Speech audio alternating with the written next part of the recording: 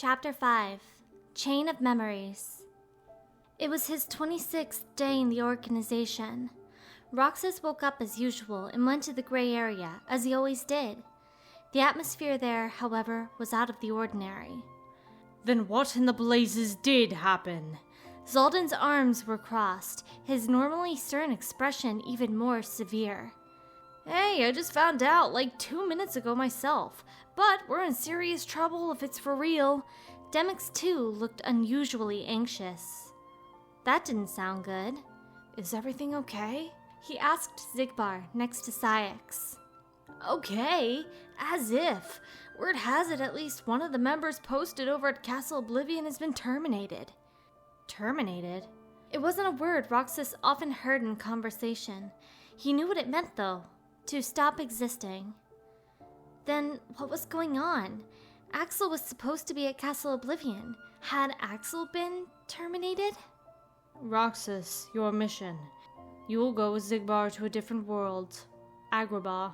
Roxas looked up, surprised to be receiving orders, but of course it was Syx, and he didn't seem any different from usual. Is that true about Castle Oblivion? He asked, not looking his superior in the face. Syx's response was icy. That's no concern of yours. What about Axel? He pressed. Hearing that name, Syx narrowed his eyes faintly, not even enough for Roxas to notice. He wasn't attuned to such subtle changes. Who knows? Syx finally said. Perhaps he is among the lost. What? Suddenly, Roxas had no words. That couldn't be. Starting today, the shop is open to you, said Syx. You can buy things from the Moogle with money obtained on missions. Roxas said nothing. Did you hear me? Yes. Syx was pointing at something, a little creature in the organization coat fluttering its wings to hover in midair. It was a Moogle.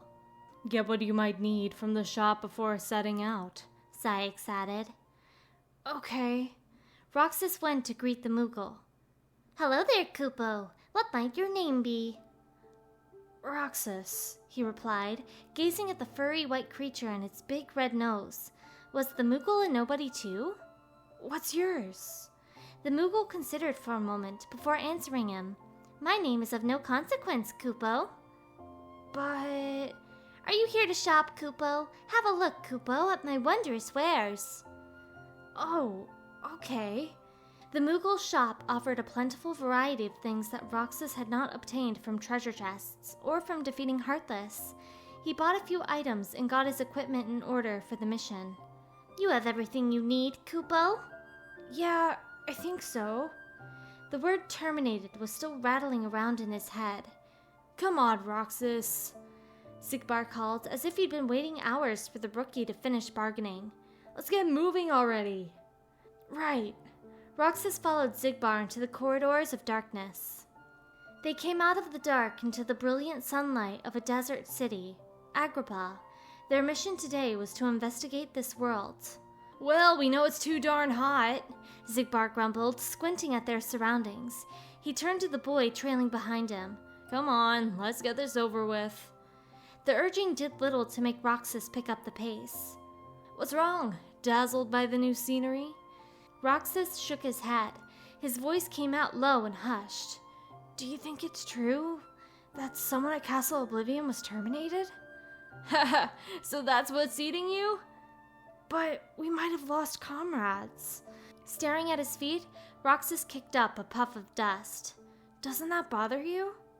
Can't we just keep moving? What if we were all terminated? Asked Roxas, still unable to look up. What if they were? Xigbar made an exaggerated shrug. Look, kiddo, the faster we can get this mission done, the sooner you can get back and find some answers.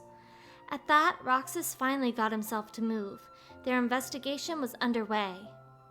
A sandstorm had blown through Agrabah, and the city bustled with restoration work at the behest of their leader.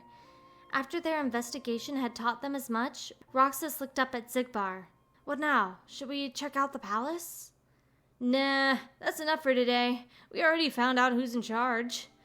When Zigbar glanced at Roxas, though, he was still clearly despondent. So we can go home. Why the rush? You leave the toaster plugged in?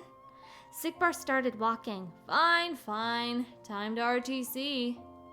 Roxas was right behind him, but so was something else. A Heartless came flying right at Zigbar. He was quick enough, though, to spin around with his arrow guns and meet it with a shot. It only took one hit. Now I'm done with this sandpit, he muttered. Homeward bound, kiddo. Roxas was staring at the empty air where the Heartless had been. Hello, thought you wanted to get going. Zigbar rolled his eyes. Well? Roxas looked up at him with a question. Hey, what happened to the Heartless when they're destroyed? They just disappear, said Zigbar, watching him curiously. Only the hearts remain, and those, they float off to join Kingdom Hearts. Then what about nobodies? We don't have hearts. Does some part of us remain? As if! We're not even supposed to exist in the first place. What is there to leave behind? Then whoever was at Castle Oblivion. Gone, Zigbar emphasized, without a trace. Roxas hung his head. So, I'll never see them again? Nope. He felt his fists clench. So, maybe I'll never see Axel again? You coming? Oh. When Roxas raised his head, Zigbar had already started walking. Yeah. He moved to catch up, but before he could, the world around him blurred. All the sounds of Agrabah fell silent. It felt like he was falling. And then, darkness swallowed his mind. Who are you? He could hear a girl's voice. Xion, is that you? Or... Then, Roxas blacked out completely. In the corner of the room with the crystal ball, Naminé sat in a chair, hunched over the big sketchbook in her lap. It was open to a page with the drawing of a little island in a blue sea. The rewriting of Sora's memories was going quite smoothly. His memories of Kairi were disappearing, and his past was breaking apart into jumbled fragments. And where Kairi had been, memories of Naminé were beginning to fill the gaps, as if they had always been lingering below the surface. Naminé, said Axel. There was no one else in the room. You're all he's got left. She didn't reply, or even move. The crystal ball displayed Sora alone on the island in her sketch. If you don't stop this, no one will, Axel added. Naminé turned her attention to him, and he kept prodding her. How many times do I need to say it? You're the only one who can help him. But Her gaze dropped again. It's too late. Axel didn't see it that way. He had to set Naminé free from the cage of Marluxia's control, and he had to do it now. With one stroke, Marluxia would lose his control over this castle. There was no need for a traitor to have that much power. You shouldn't give it up just yet, he said. Say, Naminé, have you noticed? Marluxia doesn't seem to be around. What are you saying? Just that there's no one here who would want to get in your way, Axel replied breezily. At last, Naminé got to her feet. Just make it count. She gave a tiny nod and then dashed out of the room. He suspected she was heading to where Sora was right now, to Destiny Island. Alone now, Axel laughed out loud. Now this should be interesting. So it was worth all that trouble after all. He approached the crystal ball and peered at the image of Sora there. If Sora was lost, that might mean Roxas would be lost too, and Axel would do anything in his power to stop that from happening. He hadn't been tasked with terminating the Hero of Light himself, but he had no way of knowing what orders the others might have received. Now then, Sora, Naminé, Riku, Marluxia, Larxene. It's about time you gave me one hell of a show. He crowed to the empty room. Roxas was fast asleep in his bed, alone, until two other figures stepped into the room.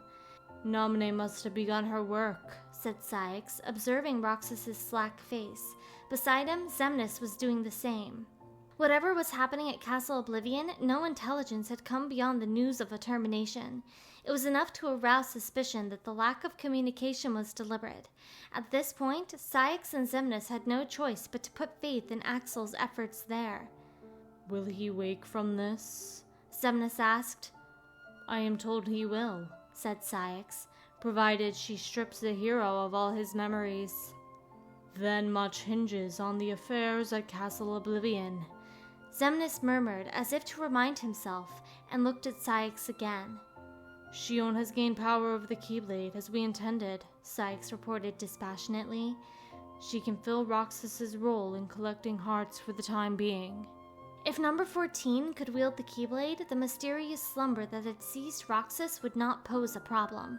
They observed him in silence for a few moments, until Ceyx turned toward the door.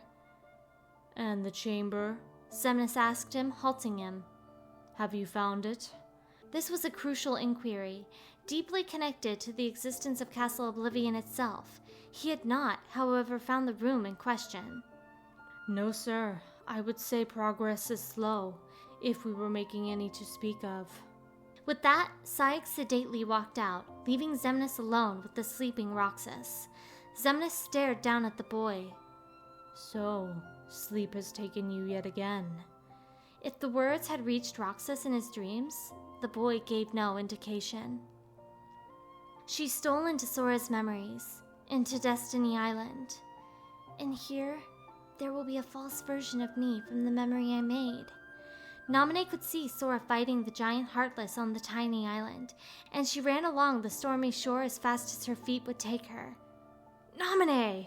After he'd won the battle, Sora called out to the phantom of her, an illusion, the false girl that Naminé herself had forced him to see. Sora, you really came for me, she said as the gale began to settle. It's you! It's really you! Sora sounded overjoyed. The phantom shook her head. I've gone through so much just to see you, he said. I know. Me too. I wanted to meet you so badly. Naminé's smile was tinged with sorrow. Her powers were working. But this isn't right. I messed up. I wanted to see you. But this isn't the right way.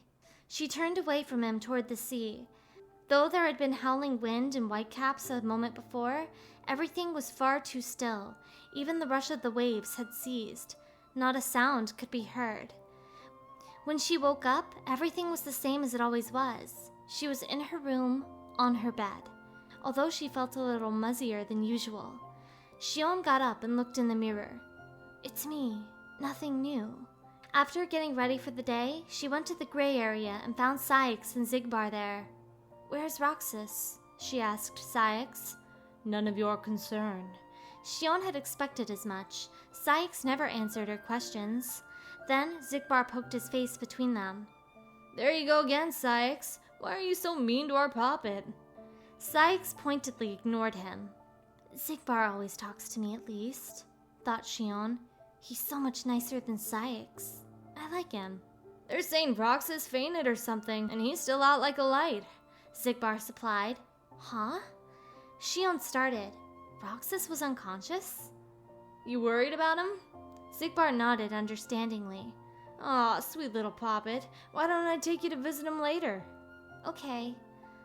Xigbar patted her on the head. Why is he always calling me poppet, though? She wondered. And who gave you the authority to... No, I suppose there's no harm in visiting him. Ceyx relented. After your mission. For once, he wasn't shutting her down. What's the assignment today? She asked. The same as yesterday, although you'll be going to a different world this time. Ceyx described the place to her. All right. Xion nodded and stepped into the dark portal. The sky and sea had turned black as the darkness overtook the world of Destiny Island. The view had come from Sora's memory of the last time he'd seen this island. Look, you gave this to me, didn't you? He cried, holding out the Paopu fruit good luck charm. But it was a fake, designed to go with the fake memory. You still have it. Naminé looked at the sea, a gentle smile on her face. But that Naminé was a phantom. No, Sora! You can't trust me! The real Naminé finally reached them. This world was an insubstantial, unstable existence inside a memory. Any disturbance would erode and change it. The other Naminé was fading away. Think, Sora, Naminé urged him. Think just one more time about who's most special to you. Call out to that shard of memory that glimmers faintly deep inside you. No matter how far away the light gets, your heart's voice will always reach it. Who's most special to me? Sora stared down at the good luck charm in his hand. That's easy. It's you, not.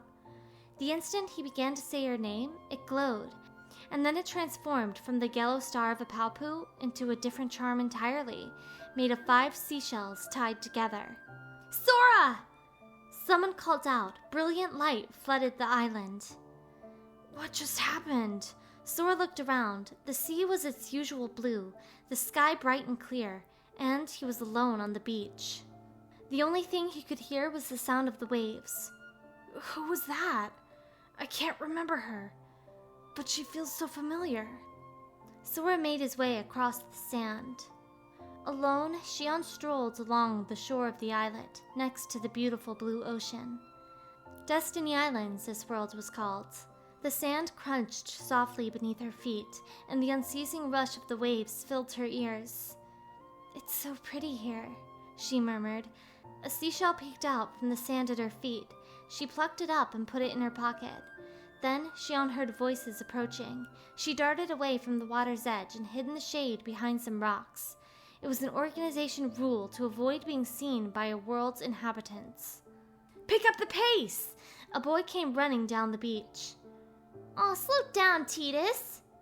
Come on, does saying that ever work? A girl was chasing him, a breeze jostling the flipping ends of her hair. Another boy, who looked a little older, wasn't far behind. The first boy, Tidus, skidded to a halt so suddenly that the girl crashed right into him. Behind them, the older boy was able to slow down on his own. Ow! Don't stop like that! The girl whined. Look! Tidus pointed to someone perched at the end of the islet, a girl with bright red hair. Kairi hasn't been doing too well, the first girl said with a worried sigh. She'll cheer up soon. The older boy replied, brushing off her anxiety. Xion crept away before they could notice her. On the 12th floor of Castle Oblivion, Sora had emerged from the Destiny Islands of his memories and was now fighting the replica. The replica raised his sword to strike. Riku, don't! Naminé cried. But he ignored her and swung. You're through, you imposter! No! She screamed. A flash of blinding light filled the room. The replica staggered back with a small sound of pain, sinking to the floor. Riku! Sora ran to him, trying to help him up. The replica's eyes were open and unseeing. Naminé, what did you do to him? At Sora's reproach, she could barely manage to shake her head. But I had no choice. Broke his heart. A ruthless, feminine voice replied instead. More like she smashed it, really. Sora and Naminé both whirled around to find Larxene. He laid the replica gently down on the floor. Then what's gonna happen to him? He demanded. Sora still believed with all his heart that the replica was the real Riku, his friend. You're so much fun to watch. Larxene cackled. If it's Riku you're worried about, well, no need for that. Riku was never really here, you see. What do you mean? Sora readied the Keyblade to attack her. Larxene only giggled at him. Oh, you think I'm just going to tell you? That's too easy. My, what to do? Enough with the games. Sora's patience had run out, and he took a threatening swipe at her with the Keyblade. All right, fine, have it your way. I know it'll just kill you to hear this, but I can live with that. Larxene took a step closer and peered gravely into Sora's eyes. That thing lying there is just a puppet Vexen made as an experiment. No more than a toy. It's laughable, really. It called you an imposter, but it was the fake all along. He's not Riku? A fake? A fake in every possible way. It was only finished recently. How could it remember anything? It doesn't have a past. Get it? Its memories with Naminé were just planted, not real. Meaning all this time, it's been picking fights with you over memories. Counterfeit, trumped up, completely bogus memories. Grinning, Larxene turned to Naminé. Roxas was in his bed, fast asleep. Shion softly placed the seashell beside his pillow. Roxas, I got to go to the beach today. It was so pretty. No one had put anything else in here for him. Maybe she could bring back more. I'll come again tomorrow, Roxas. Okay? She quietly left his room. Larxene was gone after losing her battle with Sora, and now he was headed up to the 13th floor to take down Marluxia. Naminé sat down on the floor beside the prone replica and stroked his hair. This poor boy was nothing but the organization's puppet, his memories written and rewritten again. Naminé, someone said. She startled and looked up. Marluxia. It was him, the one in charge of this castle. Come along, Naminé. He grabbed her arm and pulled her upright. But Riku! Don't you worry about that worthless puppet. Marluxia cast one unfeeling glance down at the replica lying on the floor and walked away, dragging Naminé with him. They arrived elsewhere on the 12th floor, and someone appeared in front of them. It was Axel. How have you been, Marluxia? You have some nerve showing your treasonous face around here. Marluxia snarled, flinging Naminé away from him. Treasonous, Axel repeated, cockily feigning innocence. Whatever do you mean? Why would you let Naminé go? If it weren't for you and your needless meddling, the Keyblade Master would already be ours to command. Marluxia trembled with rage. But what was rage to the non-existent heart of a nobody? Once they had known anger and laughter and tears, furious shaking was no more than an instinctive response ingrained in the patterns of memory. Oh right, your big plan, Axel drawled. Use Naminé's powers to rewrite Sora's memories little by little and make him into Naminé's lapdogs, so you're controlling Sora through her. And then, along with Larxene, you take over the organization. Am I right? I've got news for you, Marluxia. That makes you the traitor. But you destroyed Vexen. Yeah, I got rid of him. What about it? All I did was eliminate one of us who failed to serve the organization's purpose. Axel smirked. Oh, and I had to make you trust me. So this whole time, your only goal was to gain proof of our plot. Is that it, then? Asked Marluxia, resigned. Well, you did give that order yourself. You must eliminate the traitor. Axel spread his arms wide and summoned his chakrams. And I always follow orders, Marluxia. If only that were true. Marluxia sniffed derisively. Larxene paid the price for her disloyalty, and so will you. In the name of the organization, I will annihilate you. You can try. Marluxia snarled and grabbed Naminé again, yanking her close. Is that your shield? Won't do you much good. I don't mind eliminating her as well. Axel told him, chakrams blazing. Ready for a real oblivion, Marluxia? It shouldn't make a difference to him or the organization whether Naminé lived or not. He would destroy anyone in his way. We'll see about that, said Marluxia. Are you listening, Sora? And in fact, Sora came rushing in, ready for another battle. Oh? Axel lowered his weapons. Axel says he's willing to harm Naminé to get to me, Marluxia shouted. But you won't let that happen, will you? Axel! Clutching the Keyblade, Sora glared at him. Still? Axel thought. Facing Sora like this reminded him of Roxas, which made him uneasy. The memory of a feeling welled up within, something that had never come over him when he confronted Marluxia or Larxene or Vexen. But those connections were no more than memories of the past. Axel had never cared about anyone since becoming a nobody. What was happening? Why was Roxas so important to him? Why was Sora? So long as he understood what the stakes were, he should have no reason to recoil from terminating someone. After all, he was a nobody with no heart. And yet, he didn't want to do this. Oh, come on, he said, feigning indifference. You're Marluxia's puppet already? You think so? Sora retorted. After I finish you, he's next. Look, Sora. Axel stared hard at him. None of that mattered. He couldn't eliminate the kid at this point. He would just pretend to lose, go out with a real bang. We've got more of a connection than you might think. I'd rather not fight you, but I can't let myself look bad here. Axel sprang into the air to attack. In the dim, gloomy chamber in one of Castle Oblivion's basement floors, Zexion stood with his arms folded, lost in thought. Vexen destroyed, and now Lexaeus. What's going to become of the organization? Lexaeus had just fallen in combat with Riku. The air in the room rippled, and someone answered Zexion's soliloquy. Nomine's betrayed you. Sora eliminated Larxene. The question is, which one of us will be the next to fall? Axel commented. Scowling, Zexion did not turn to face him. It might be you.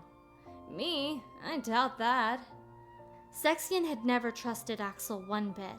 In fact, he had never trusted anyone besides the original members of the organization, those he had once known in the laboratory. But he found two especially untrustworthy: Cyax, who had somehow wormed his way into Lord Xemnas' confidence, and his close acquaintance Axel. You see, just before I got here, I pretended that Sora would beat me to a pulp enough to make me disappear.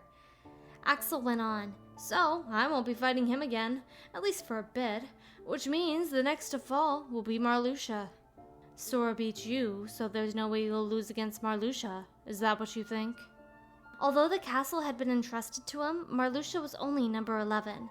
Their assigned numbers in the organization did not directly correspond to strength, and yet it seemed Axel, number 8, saw Marluxia as inferior. He would be wrong. In truth, Marluxia's strength in battle surpassed his. Axel was underestimating him simply because of his rank. I'm saying that Marluxia tried to use Sora to take over the organization, said Axel, and Sora will be the one to eliminate him. Finally, Zexion turned to look him in the eyes. Then, our reason for obtaining Riku is no longer valid. The hint of a smile at Axel's mouth was not a pleasant one. Are you saying we'll have to dispose of him? You want to go up against Riku after he took down Lexaeus? I'll do things differently. With that, Zexion disappeared. Well, I wonder how he'll manage that, Axel murmured. Oof, I need to take a breather. Prodding at his injuries from the fight, he vanished too, leaving the dim room empty. After Marluxia's defeat, Sora and Naminé turned to each other and smiled. The replica watched in a mild daze. You okay, Riku? Asked Sora. At the concern in his voice, the replica looked up with a gasp. His answer came slowly. I'm not Riku. I'm a fake. I can't remember why I was created, or where, or when. All that's inside of me is memories of you and Naminé. He shook his head. But I know they aren't real. Say, Naminé, can't you just use your magic to get Riku's memory back to normal? Goofy wondered. Naminé miserably shook her head too. It's alright, said the replica. I'll deal. He started walking away, leaving behind Sora and his friends. He had no idea where to go, but he didn't want to be here. Wait! Cried Sora. The replica paused. Who cares if someone else made you? Sora protested, well-meaning to the end. You're you and nobody else. You have your own heart inside of you. Those feelings and memories are yours and yours alone. They're special. Mine and mine alone? The replica thought. I'm a puppet. How could I feel anything? I don't have a heart. You're a good guy, Sora. I don't have to be the real Riku to see how real your feelings are. That's enough for me. Riku! Sora was calling after him at the top of his lungs, but the replica didn't say anything more. He fled from their kindness at a run. Roxas had been asleep for 10 days. Shion woke up a little at a time, blinking and stretching. She changed into a clean cloak and stuffed the dirty one into a hamper in the corner. Before long, it would turn back into a clean one, dangling on a hanger. Their underlings, the Dusks, did all the cleaning. She was sure they took care of the laundry and changed the sheets too. Shion washed her face and looked in the mirror. Nothing out of the ordinary about her reflection. I'm the same as ever. Then she left her room and headed for the lobby. Depending on when she showed up, she would run into some of her coworkers and miss others. Today, she found no one there except for Cyax and Xigbar. You'll continue investigating with Xigbar, said Cyax. The moment she had her orders, her partner for the mission called out. Let's get going, Poppet. It sounded like he'd been waiting. Strange, though. Shion was usually sent on missions alone now. This was the first time she'd been assigned to go with anyone other than Roxas. She wanted to go to Destiny Island again and collect seashells. Even when she was sent to a different world, she would stop there on the way back and pick up one. The stunning sunsets on the tiny island reminded her of the view from the clock tower in Twilight Town. She wasn't quite sure what compelled her to bring Roxas seashells. It just felt like she had to. You can make a lucky charm out of seashells, an amulet so that even if people get separated, they can always find one another again. Although she couldn't think of where or when she might have learned about seashell charms. Nobodies aren't supposed to exist. Beyond that, she knew very little about herself. But some things she knew even though she couldn't remember learning them, like how to fight and use magic. Of course, she was also learning plenty from the others too. Yet, she still got the feeling she already knew anyway. Is this what memories are? What does it mean to have memories? When Roxas woke up, she would ask him about it. He was the only one she could talk to when it came to topics like this.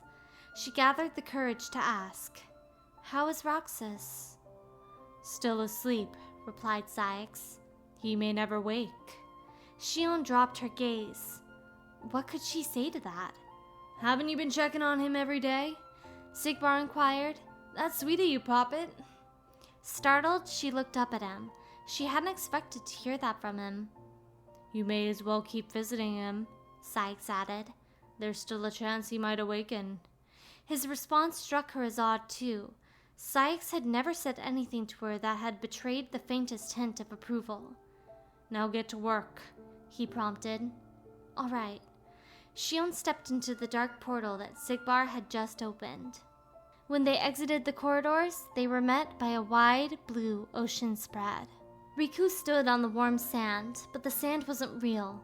This was Castle Oblivion, not the real Destiny Island. A world made up from my memories of the home I left behind. He ran up the beach, past the dock, to where he saw someone familiar. Hey, Kairi, are you... But as he spoke, Kairi disappeared, and in her place was Zexion. Surely you knew this would happen. Zexion spoke quietly, as if the illusion of surf was hardly enough to drown out his voice. You've been to a number of worlds in your memory before this one, and in those worlds you met only dark beings. That's all that is left in your heart, dark memories. Your memories of home are gone. That's not true, cried Riku. I remember everyone from the islands. Tidus and Selphie and Waka, and Kairi and Sora too. They're my... He looked down, clenching his fists. My best friends. And who cast aside those friends? Have you forgotten what you yourself have done? You destroyed your home. With Zexion's condemnation came a shroud of darkness, and thunder split the sky. Rain beat down on Riku, soaking him through. Unable to follow the replica, Sora was back at Naminé's side. So Riku left, huh? Goofy said. Yeah. Dejected, Sora nodded, looking at Naminé meaningfully. Donald spoke up instead. Can we get our memories back? Yes, she replied. Just because you can't remember something doesn't really mean that it's gone. What do you mean? Asked Goofy, puzzled. When you remember one thing, another memory comes back with it, and then another, and another, right? Our memories are connected. All those pieces are linked together like they're in a chain, and that's what keeps our hearts together. I don't really erase any memories. I just take apart the links and rearrange them. So you still have all your memories. Jiminy Cricket popped up from Sora's pocket. Then you can put them back together? I can. But first, I have to take apart the chains of the memories that I made, Naminé explained. After that, I have to gather up the fragments of memories scattered across each of your hearts and reconnect them. It might take a while. She lowered her eyes, burdened by the weight of what she'd done, but then a smile lit her face. But I think it'll work. Say, Don't you want to become the real thing? The replica had accepted Axel's offer, and now they were headed down to the bowels of Castle Oblivion. Vexen had devised the scheme with the replica, and Axel didn't entirely understand whether it had succeeded or failed, but he figured there would still be some use for the puppet. Given the right memories, the replica could mimic the powers of the original, which meant that if he were implanted with somebody else's memories, he would, hypothetically, gain other powers. Somebody's, or maybe even a nobody's. He had one particular nobody in mind. All the members of the organization were still influenced by the memories of their human lives. Isn't it about time he was getting back? Axel wondered. The replica had no response. So, do you have any idea how you absorb other people's powers? I devour their strength by defeating them. That's what Vexen said. Devour, huh? That didn't tell him anything about how it worked, but just then, the space in front of them warped. Right on cue, Zexion appeared, all but done in by Riku. What is he? No one's ever taken in the darkness the way that he can. It's absurd. Collapsing to all fours, Zexion pounded his fists on the floor. Axel had never seen such an emotional display from him. Well, this was his first and last time. Finally, Zexion looked up and noticed the replica. Riku?